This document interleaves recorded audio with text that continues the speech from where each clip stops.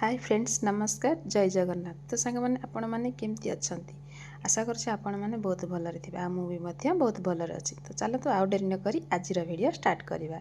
तो सांग मैंने आज कौन कौन सब रोसई करूछि वीडियो माध्यम रे जणैबी। तो आज रोसई हबो भात डाली कलरा चिप्स आउ कौन आइटम हबो वीडियो टी फुल देखले जानि पारिबे आउ। हो ठीक अछि रोसई करिया पूर्वरु चलंतु टिके जिबा आमे बाहरर दृश्य देखिबा केमती कौन वर्षा होजी। एटा होजी बाहरर दृश्य सांग माने देखि दियो वर्षा आपण होजी। काडे भी एमती वर्षा होजी कि नहीं कमेंट रे कहिबे आ आम आड़े तो वर्षा दिन जाक लगी रही छाड़बार ना गंध नहीं घर भी टिके बाहरी होनी कुआ टिके बुली जीवु कहले भी वर्षा चलीजी।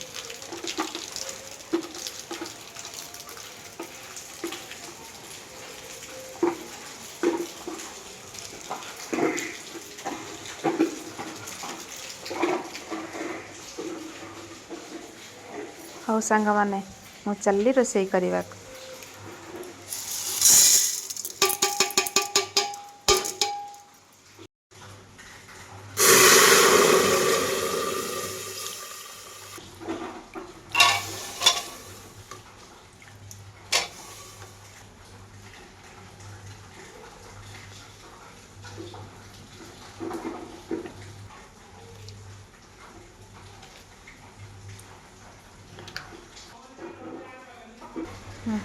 डाली बसई देली तापर माछ टी भाजीदबा रोसई सार सारा पर जहाँ कम थी बाकी करदबा आउ।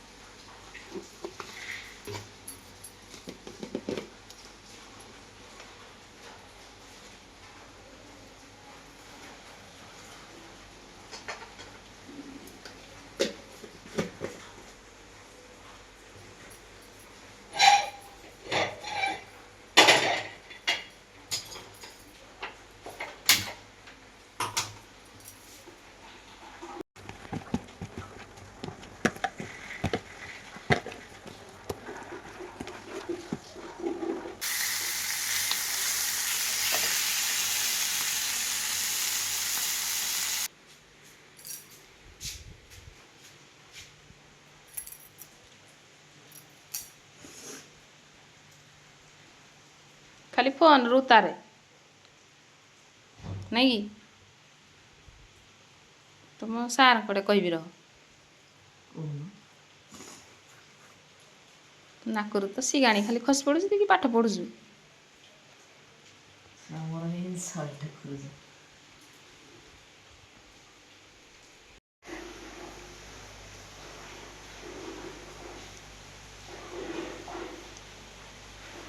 कौ भावना डुबी रहीच टिके कहब कि सारे एआडे हाय करदेल टिके हौ तुम सहित सेतिकी कथबार्ता मु चलली रोसई करने को।